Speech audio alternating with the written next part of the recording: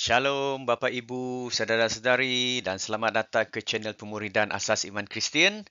Nama saya Marcus. Sebelum kita menghabiskan 15 ke 20 minit untuk belajar topik perjanjian baru dalam darah Yesus, saya pimpin kita di dalam doa. Bapa di syurga, terima kasih Tuhan kerana Engkau telah mempertemukan kami di dalam channel ini ya Bapa. Ianya bukan satu kebetulan ya Tuhan. Saya berdoa mohon pengurapan Roh Kudus-Mu, mohon pimpinan Roh Kudus-Mu Tuhan, agar kami lebih memahami topik yang kami pelajari pada kali ini Tuhan, untuk iman kami terus berakar, bertumbuh dan berbuah di dalam Engkau Tuhan, agar kami menjadi garam-Mu dan terang-Mu di dunia ini. Urapilah kami ya Bapa. Di dalam nama Tuhan Yesus Kristus, kami sudah pun berdoa. Haleluya. Amin. Selamat datang sekali lagi Bapak Ibu. Ya, tanpa membuang masa, kita mulakan dengan pembelajaran pemuridan kita kali ini, iaitu perjanjian baru dalam darah Yesus Kristus. Apakah itu perjanjian baru? Seperti dalam topik yang kita telah pelajari ya dalam 2 ataupun 3 video sebelum ini, kita telah melihat ya dalam Alkitab tentang perjanjian lama dan perjanjian baru ya, dan kemudian kita telah melihat nubuat-nubuat Tuhan Yesus yang dipenuhi di dalam Alkitab ya dan sebagainya. Jadi hari ini kita lebih fokus kepada perjanjian baru dan maksud darah Kristus ya. Apakah itu perjanjian baru? Perjanjian baru adalah perjanjian yang Allah buat dengan manusia melalui Tuhan Yesus Kristus. Ini dinyatakan sendiri di dalam Yeremia 31 ayat 31 ya, di mana Tuhan mengatakan bahawa Dia akan mengadakan perjanjian baru dengan umatnya. Maksudnya akan ada satu tempoh di mana perjanjian dia dengan Musa akan digantikan dengan perjanjian yang baru yang seperti kita ketahui sekarang ya adalah dengan kedatangan, kematian dan kebangkitan Tuhan Yesus Kristus, maka perjanjian baru ini telah dimaktubkan ataupun dinyatakan ataupun ditunaikan ya. Dan perjanjian baru ini menggantikan perjanjian lama yang berasaskan hukum Taurat. Ya, dalam perjanjian lama seperti yang kita ketahui, Tuhan memberikan hukum-hukum Taurat kepada Musa ya, iaitu hukum sivil ya, hukum seremonial dan juga hukum upacara dan etika ya. Jadi ini daripada Ibrani 8 ayat 6 dan 7. Ini dalam perjanjian lama. Dan perjanjian baru adalah berdasarkan kasih karunia. Dalam perjanjian lama nanti kita akan lihat ya, dasar keselamatan adalah dengan melaksanakan hukum-hukum ya yang Allah berikan pada ketika itu. Tetapi dalam perjanjian baru ya, keselamatan adalah berdasarkan kasih karunia Allah melalui iman kepada Tuhan Yesus Kristus dan bukan lagi berdasarkan perbuatan mengikut hukum Taurat. Ya. Dan janji Allah tentang pengampunan dosa dan kehidupan yang kekal dinyatakan di dalam perjanjian baru. Jadi apakah perjanjian baru? Perjanjian baru adalah keselamatan kini dengan iman di dalam Tuhan Yesus Kristus. Keselamatan ini adalah kasih karunia Allah yang diberi secara cuma-cuma. Dalam perjanjian lama, ya, keselamatan adalah dengan melaksanakan hukum-hukum Taurat. Jadi dalam perjanjian baru ini, darah Tuhan Yesus adalah sebagai meterai perjanjian baru. Ya. Seperti yang kita ketahui, zaman dahulu ataupun sehingga sekarang, ya, apabila perjanjian ini diadakan di antara dua pihak, ya, perlu ada meterai yang dinyatakan ya, menggunakan seal ataupun meterai. Ya. Sekarang ini kita menggunakan tanda tangan kita dan chop. Ya. Jadi darah Tuhan Yesus Kristus adalah korban yang sempurna yang menyucikan dosa. Seperti yang kita ketahui, kalau kita melihat dalam perjanjian lama, imam besar perjanjian lama setahun sekali akan masuk ke dalam kemah yang maha kudus. Ya, di mana mereka membawa korban, biasanya kambing domba yang tidak cacat celah untuk sebagai korban penghapus dosa, dan ini dilakukan setahun sekali ya, di mana imam besar ini masuk mengkorbankan domba ya ataupun binatang untuk sebagai korban penghapus dosa umat Israel pada ketika itu, dan ini perlu dilakukan setiap tahun ya. Dan ini adalah korban penghapus dosa yang sementara. Kenapa dia sementara? Sebab dia perlu dilakukan setiap tahun ya. Nah, tetapi dengan temeterainya darah Tuhan Yesus Kristus yang dicurahkan di kayu salib ya, maka korban binatang ini tidak perlu lagi. Ya, jadi tidak perlu korban binatang yang harus diulang-ulang kerana binatang ini adalah satu yang tidak sempurna. Sedangkan Tuhan Yesus adalah firman Allah sendiri yang menjadi korban yang paling sempurna kerana dia hidup berjalan di muka bumi ini, tidak mempunyai dosa, tidak terkutuk oleh dosa, ya, kerana dia adalah Allah, maka dia menjadi korban yang paling sempurna bagi menyucikan dosa-dosa kita. Dan Yesus juga selain daripada menjadi korban, dia juga adalah imam besar, ya. Seperti simboliknya dalam Perjanjian Lama, imam besar yang hanya dia yang boleh masuk dalam tempat Maha Kudus. Jadi Tuhan Yesus sebagai imam besar, dia juga sebagai korban yang sempurna. Jadi darah Tuhan Yesus membawa pengampunan yang total, yang permanen, ya, yang berkekalan, tidak perlu diulang senantiasa. Ini maksud darah Tuhan Yesus sebagai meterai Perjanjian Baru. Kalau kita lihat di jadual ini, ya, di sebelah kiri skrin kita adalah Perjanjian Lama. Kalau kita lihat, ya, keselamatan pada ketika itu adalah berdasarkan hukum Taurat seperti yang dinyatakan dalam Keluaran 24 ayat 8. Ya, dalam Perjanjian Baru yang disempurnakan dengan kebangkitan, dengan kematian, kebangkitan Tuhan Yesus Kristus, maka Perjanjian Baru ini, ya, adalah berdasarkan kasih karunia Allah. Ya, kerana begitu besar kasih Allah akan dunia ini sehingga dia mengaruniakan anak yang tunggal, ya.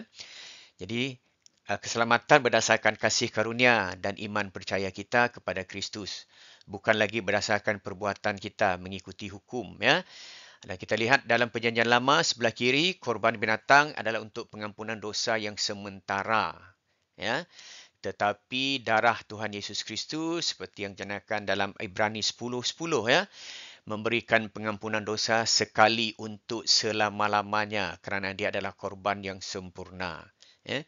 Keluaran 31 ayat 18, hukum-hukum ini, ya, terutama 10 hukum, ya, hukum sivil ini, ya, dinyatakan dalam tulisan di atas batu, ya, seperti yang dibawa oleh Musa turun daripada Gunung Sinai, ya.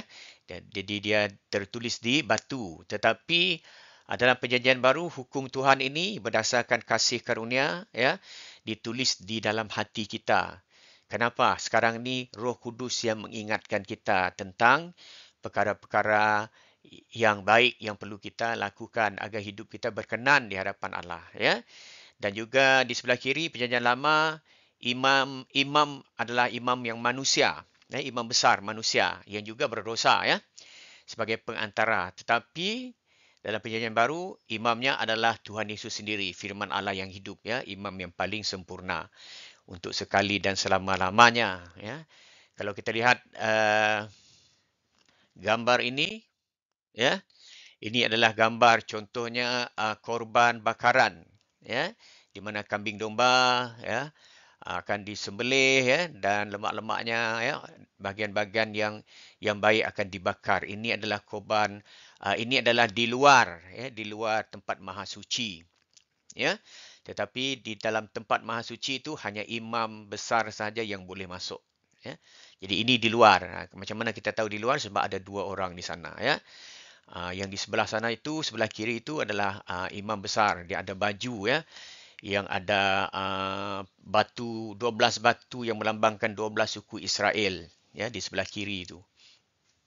Okey. Jadi ini lambang, ya. Sebab kita kena ingat Perjanjian Lama ini adalah bayangan kepada apa yang akan berlaku di dalam Perjanjian Baru. Ya, seperti anda boleh lihat video saya sebelum ini tentang nubuatan tentang Tuhan Yesus, ya, yang digenapi daripada Perjanjian Lama pergi Perjanjian Baru. Anda boleh lihat video itu supaya anda lebih faham, ya. Jadi apakah kebaikan Perjanjian Baru yang dimeterai dalam darah Tuhan Yesus Kristus? Yang pertama adalah pengampunan dosa secara penuh dan kekal. Jadi sekarang kita tidak perlu membawa binatang setiap tahun untuk pengampunan dosa kita. Ya, sebab Tuhan Yesus telah mati sekali untuk selama-lamanya. Jadi pengampunan penuh dan kekal. Ya, yang kedua adalah kita sekarang oleh kerana telah disucikan oleh darah Tuhan Yesus Kristus, kita boleh pergi menghadap Allah Bapa kita, ya, di dalam doa. Kita boleh masuk dalam hadiratnya. Zaman dahulu orang Israel tidak boleh masuk dalam hadirat Maha Kudus. Hanya imam besar saja, itu pun sekali setahun. Dan imam besar ini perlu mentahirkan dirinya terlebih dahulu. Ya. Jadi kalau dia masuk ke dalam tempat Maha Kudus ini tetapi masih ada dosa lagi dalam diri dia, maka dia akan mati kerana dosanya itu. Ya. Tetapi sekarang seperti juga kematian Tuhan Yesus yang mengoyakkan tabir di bait suci, ya, daripada atas terbelah ke bawah. Ya. Dari atas terbelah ke bawah sini bermaksud Allah yang memutuskan tabir itu. Ya. Sebab itu atas. Ya. Atas ini melambangkan syurga. So daripada syurga, ya, Allah mengoyakkan tabir di bait Allah itu. Jadi sekarang kita manusia boleh pergi secara terus kepada Allah Bapa, ya, dengan darah Tuhan Yesus Kristus, ya. Dan juga sekarang kita hidup bebas dari hukum Taurat, ya. Ini tidak bermaksud kita boleh hidup di dalam dosa dan melanggar hukum Taurat, ya. Tetapi sekarang kita tidak hidup di bawah hukum, kita hidup di bawah kasih karunia, ya. Jadi maksudnya walaupun kita hidup di bawah kasih karunia, ini bukan memberi lesen kepada kita untuk berbuat dosa. Bukan, ya. Sebab iman perlu disertai dengan perbuatan. Jadi kita sudah menerima Tuhan Yesus Kristus sebagai Tuhan dan Juru Selamat. Kita di bawah perjanjian baru, di bawah kasih karunia. Jadi hidup kita akan ditransformasi dan diubahkan oleh Roh Kudus untuk menghasilkan buah-buah roh.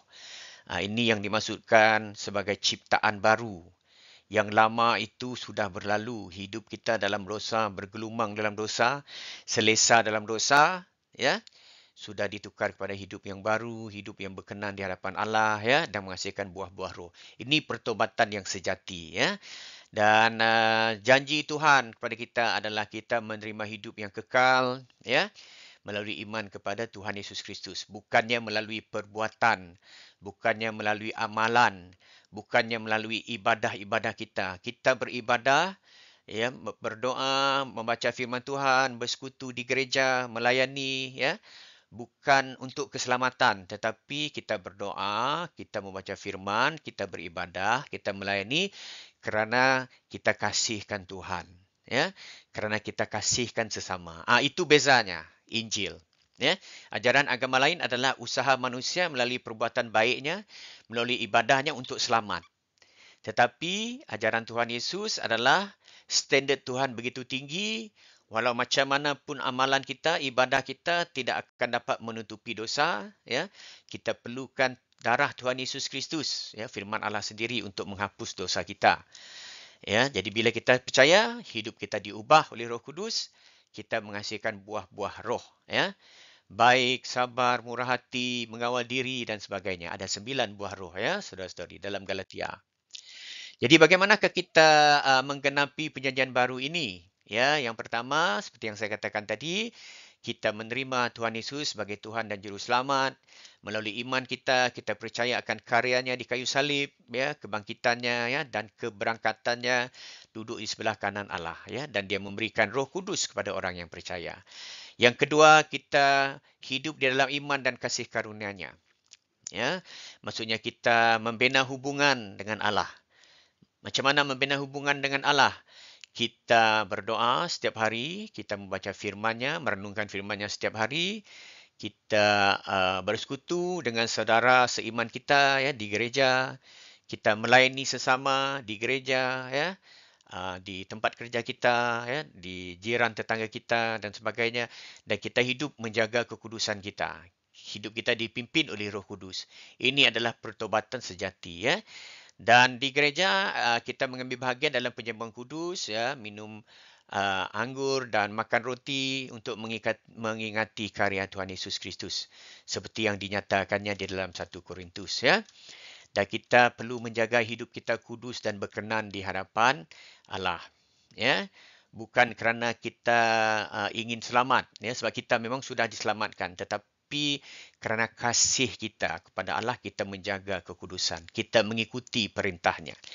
Seperti seorang anak yang mengasihi bapanya, apa yang bapanya nyatakan, anaknya akan turuti. Seperti itu juga kita. Ini adalah pertobatan yang sejati, ya. Jadi kesimpulannya, Bapa Ibu, saudara-saudari, perjanjian baru adalah janji keselamatan melalui iman kepada Tuhan Yesus Kristus. Jadi darah Yesus adalah meterai perjanjian ini menggantikan korban binatang dalam perjanjian lama. Maka sekarang kita tidak perlu membawa binatang lagi.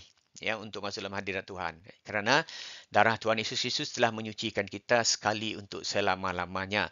Dan yang paling penting, kita tidak lagi hidup di bawah hukum. Ya, sebab adalah mustahil bagi kita untuk mengikuti ratusan hukum yang dinyatakan dalam Perjanjian Lama. Hukum dalam Perjanjian Lama itu untuk menunjukkan betapa tingginya standard kekudusan Tuhan, satu. Dan yang kedua, untuk memberi cermin bahawa manusia tidak dapat menyelamatkan dirinya sendiri. Kita memerlukan kasih karunia daripada Allah dalam bentuk karya penyelamatan Tuhan Yesus Kristus di atas kayu salib. Ya, itu maksudnya Perjanjian Lama. Ya. Dan bila Tuhan Yesus datang, Tuhan Yesus telah menggenapi semua itu. Sebab itulah Tuhan Yesus mengatakan, saya datang untuk menggenapi Taurat, katanya. Ya, menggenapi Taurat dengan kasih karunia Allah. Dan melalui darah Tuhan Yesus Kristus, kita yang percaya boleh terus pergi kepada Bapa di dalam doa, di dalam pujian kita, kerana kita telah disucikan, ya, dan dilayakkan melalui Tuhan Yesus Kristus. Ya. Jadi dengan itu, kita sebagai orang yang percaya kepada Allah dalam Perjanjian Baru, kita dipanggil untuk hidup dalam iman, percaya pada Tuhan Yesus Kristus, hidup di dalam kasih, kasih kepada Tuhan, kasih kepada jemaat, kasih kepada orang lain yang belum percaya, ya. Dan kita perlu taat dan setia dalam menjaga kekudusan kita dan menjaga iman kita sampai akhir. Ya. Jadi Bapa Ibu saudara-saudari, jikalau anda belum menerima Tuhan Yesus sebagai Tuhan dan Juru Selamat, ya, dan ingin menerima kasih karunia Allah, marilah ikut saya dalam doa yang ringkas ini. Bapa di syurga, saya datang dalam hadirat-Mu ya Tuhan. Saya mengaku semua dosa-dosa saya Tuhan. Saya mengaku saya seorang yang berdosa. Hari ini Tuhan, saya bertaubat daripada semua dosa-dosa saya Tuhan. Saya pada ketika ini menjemput, ya, Tuhan Yesus Kristus menjadi Tuhan, menjadi Juru Selamat saya secara pribadi ya Bapa. Pimpinlah langkah saya Tuhan, agar iman saya terus bertumbuh, berakar dan berbuah di dalam Engkau. Di dalam nama Tuhan Yesus Kristus, saya sudah pun berdoa dan mengucapkan syukur. Haleluya. Malaikat di syurga bergembira, ya, kerana anda telah menerima karya Tuhan Yesus Kristus dan darah Tuhan Yesus Kristus telah menyucikan semua dosa anda. Ya, jadi Allah sekarang mengambil anda, mengangkat anda menjadi anaknya di dalam kerajaannya. Haleluya. Dan hidup yang kekal adalah milik anda. Jadi apa yang perlu kita buat sekarang ini adalah yang pertama, saya cadangkan anda dapatkan Alkitab, ya, dan mula membaca Injil. Bacalah Injil Markus yang lebih senang untuk difahami. Yang kedua, bacalah kitab Mazmur, ya, yang mengajar puji-pujian, doa, penyembahan. Yang ketiga, bacalah Amsal yang mengajar tentang hikmat dan kebijaksanaan dalam sehari-harian. Yang seterusnya adalah sila mohon dipimpin oleh Roh Kudus untuk mencari gereja yang sesuai dengan diri anda, ya, dan berbaktilah di sana, beribadahlah di sana dengan saudara-saudara seiman yang lain. Dan apabila anda sudah bersedia dengan pimpinan Roh Kudus, ya, mintalah diri anda dibaptiskan sebagai bukti iman anda. Jadi puji Tuhan, ya. Sampai kita jumpa lagi di topik pembelajaran yang lain, ya. Teruskan teguh di dalam iman bersama Kristus, kasihanilah Allah dan kasihanilah manusia. Shalom.